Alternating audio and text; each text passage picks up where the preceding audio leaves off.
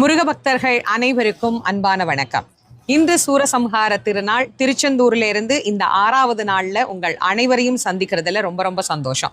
இந்த கந்தசஷ்டி விரதம் இருக்கக்கூடியவர்கள், நீங்க எதை நோக்கி விரதம் இருந்தாலும் சரி, உங்களுடைய பிரார்த்தனை முழுவதுமாக நிறைவேறணும் அப்படின்னு மனமுருகி உள்ளம் உருகி முருகப்பெருமான் கிட்ட உங்களுடைய விண்ணப்பத்தை வைக்க வேண்டிய நாள் இன்றைய தினம்தான்.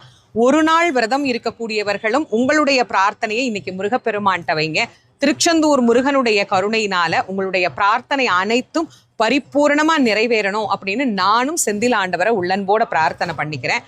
ஒரு நாள் விரதம் இருக்கிறவங்களும் 7 நாள் விரதம் இருக்கிறவங்களும் சூரன் தலை விழுந்த உடனே கண்டிப்பா குளிக்கணும். குளிச்சுட்டு ஷட்கோண தீபம் ஏற்றி முருகப்பெருமானுக்கு நெய்வேத்தியம் வச்சு வழிபாடு பண்ணுங்க.